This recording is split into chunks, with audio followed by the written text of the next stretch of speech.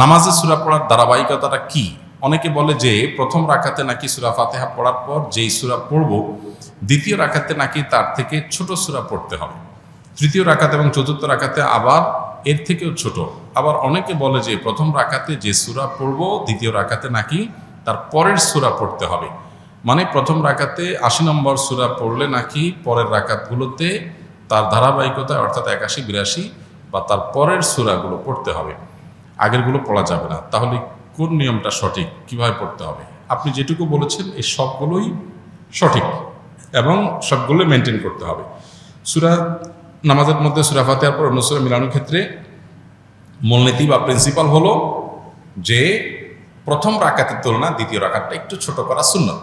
প্রথম রাকাতে যতটুকু কেরাত পড়বেন দ্বিতীয় রাকাতে কেরাতটা আরেকটু ছোট হবে, স্মল হবে, এটা সুন্নত।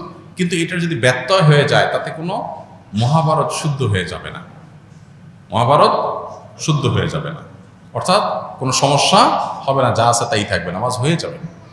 বিধায় আপনার সুন্নাহর খেলাফ হবে, জাস্ট এইটুকু। এটাকে নিয়ে অনেক বড় করে দেখার কিছু নাই, তবে চেষ্টা করা ভালো যে প্রথম রাকাতে চাই দ্বিতীয় রাকাতটার জন্য কেরাত যেন একটু ছোট হয়, এটা নবী সাল্লাল্লাহু আলাইহি ওয়াসাল্লামের সুন্নাহ। সুন্নাহ না মানলে এটা লবণ কম হবে, তরকারি হয়ে যাবে, নামাজ হয়ে যাবে, কিন্তু এটা অনুত্তম হবে। আর ধারাবাহিকতা রক্ষা করাও সুন্নাহ, যেটা আপনি বলেছেন যে ৮০ নম্বর সূরা পড়ছেন প্রথম রাকাতে, তার এরপরে ৮১ নম্বর পড়বেন, এভাবে ধারাবাহিকতা তারপরেরগুলো পড়বেন।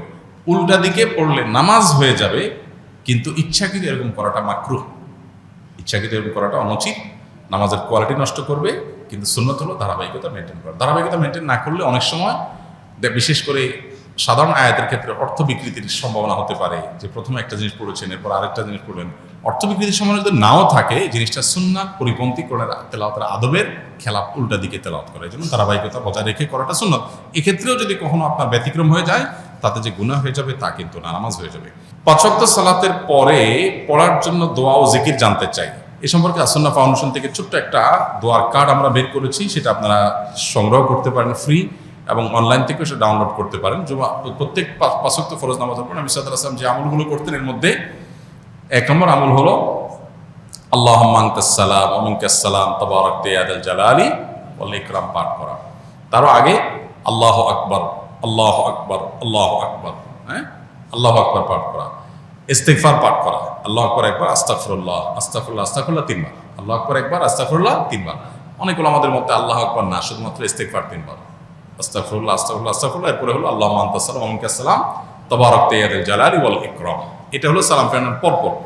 এরপরে হলো আয়াতুল কুরসি, আল্লাহু লা ইলাহা ইল্লা হুয়াল হাইয়ুল কাইয়্যুম, পুরো আয়াতটা পড়া। তারপরে হলো সূরা ইখলাস, সূরা ফালাক, সূরা নাস একবার পাঠ করা।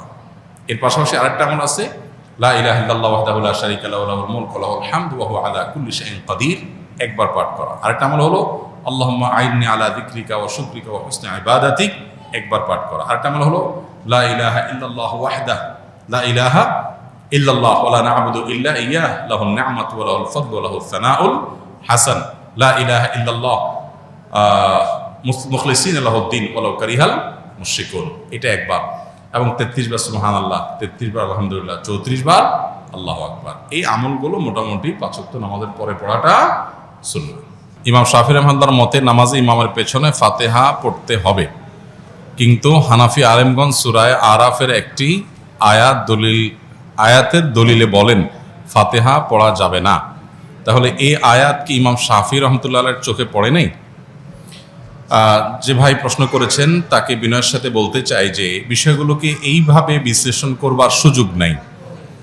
একটা আয়াত, একজন ইমাম, স্বনামধন্য একজন ইমাম, লক্ষ লক্ষ কোটি মানুষ যাকে অনুসরণ করছেন, ইলমের মহাসমুদ্র, তার কাছে আয়াত চোখে পড়ে নাই এমনটি কোনো মুসলমানই মনে করার কোনো কারণ নাই।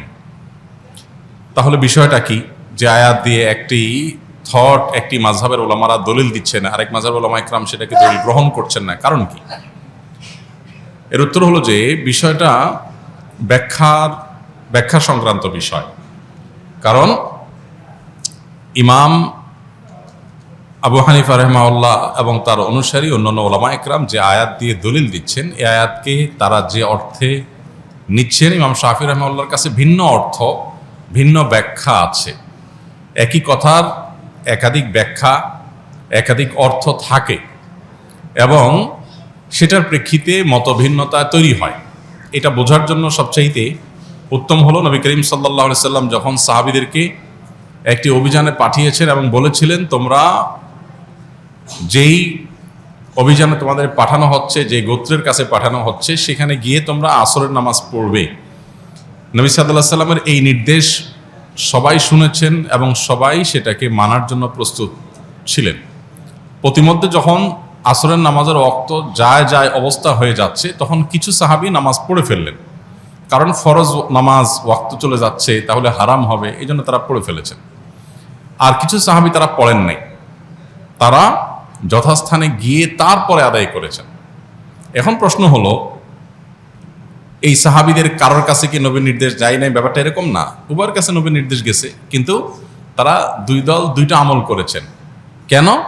কারণ হলো একই নির্দেশকে বোঝার ক্ষেত্রে দুইটা দল ভিন্ন ভিন্ন বুঝ তাদের আছে।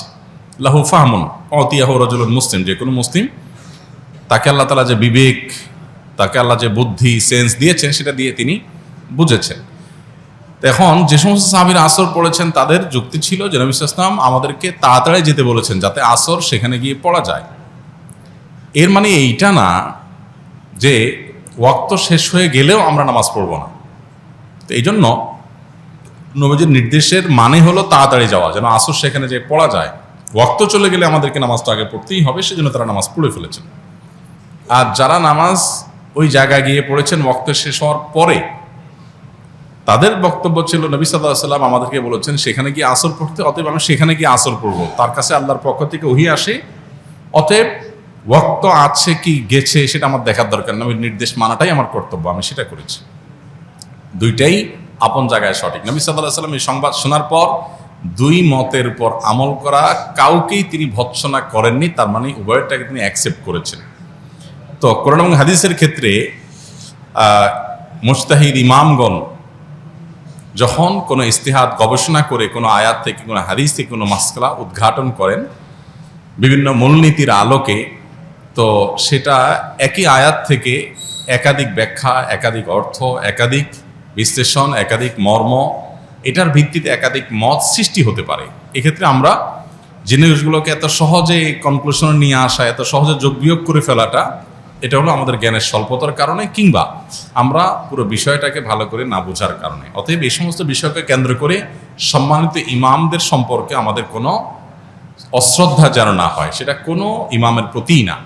এমনকি কারোর মতের উপরে যদি আমরা আমল নাও করি, তারপরেও আমরা তার মতকে শ্রদ্ধা করতে হবে, কারণ তিনি তার এই মত প্রকাশ করতে গিয়ে যে ইজতিহাদ করেছেন, এটার কারণে আল্লাহর কাছ থেকে তিনি সওয়াব পাবেন, বিনিময় পাবেন। তো আমি সমালোচনা করে গুনাহগার হওয়ার সুযোগ কোথা থেকে থাকে?